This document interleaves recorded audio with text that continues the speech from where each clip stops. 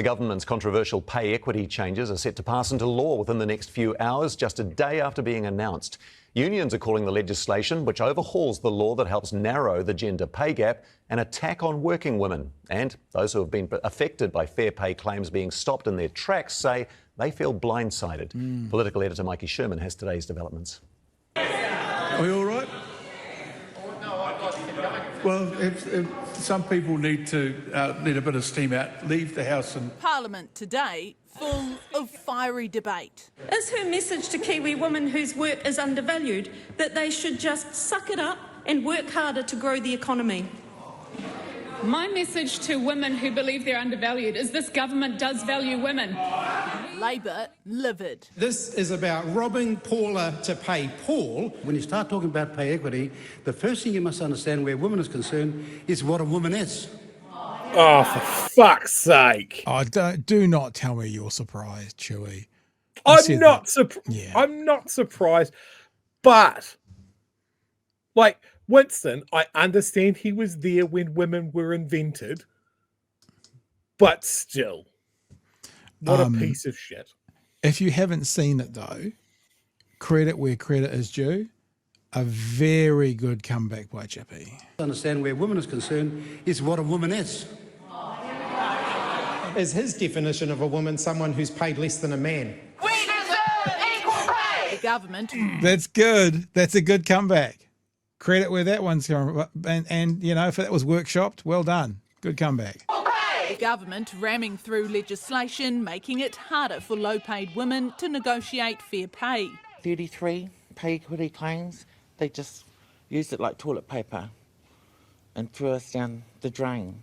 These women have spent years in care jobs. This is a slap on the face for us as care and support workers. I had my colleagues crying. Librarian Tessa Bowler had been working on a claim for the past 3 years. It's such a huge piece of work and it was where everyone was so committed, and then all of a sudden it's just gone. Everything we've done. Hospice nurses were just weeks away from pay negotiations. Weeks. We care for some of the most vulnerable people in our country, people who are dying and their families, and to be honest, it's a real kick in the guts to them. It's disgusting. We've seen a rewind back to prehistoric times. I hope that people can see how cruel this government is. Avoiding the scrutiny of Parliament, the Prime Minister opting for a tourism event in Rotorua. I'm here at Trends because it's 7.5% of our global GDP, our GDP in this country. So just confirming now, the only thing that matters is the dollar sign. I mean, it's got to be a part of the thing, but for Luxon, the only thing that matters is the dollar sign, nothing else. Our GDP in this country. You know what's an even bigger part of the economy than tourism? The 50% of our workforce that's made up of women. The law saves the government billions. It is not the case that this is required for the budget.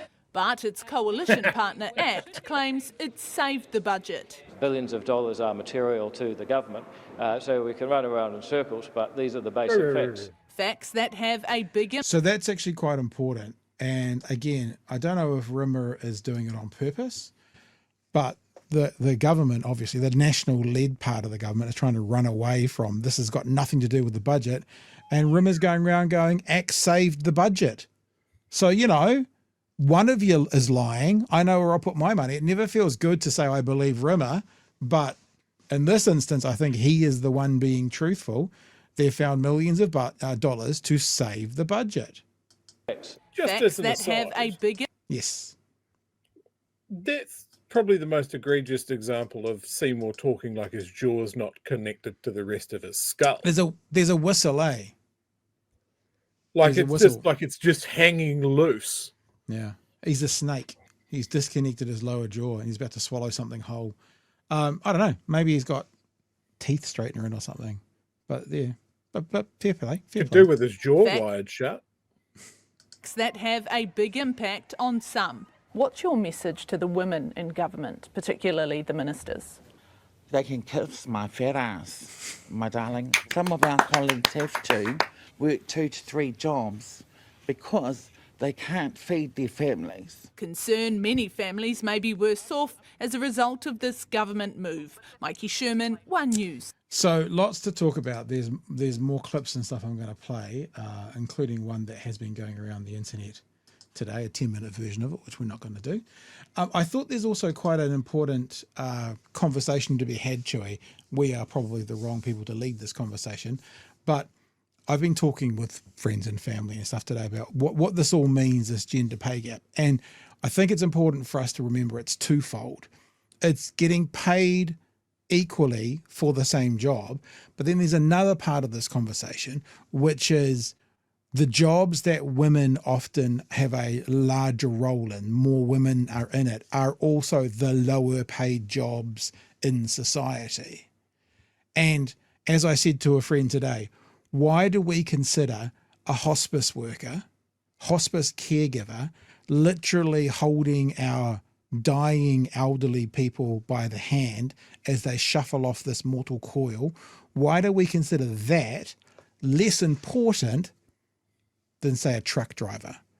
Now, I'm not comparing what they do, but I am wanting us to make sure we're aware, in case someone's not, that there's two layers to this conversation. Why are the low-paid jobs in society normally populated by women?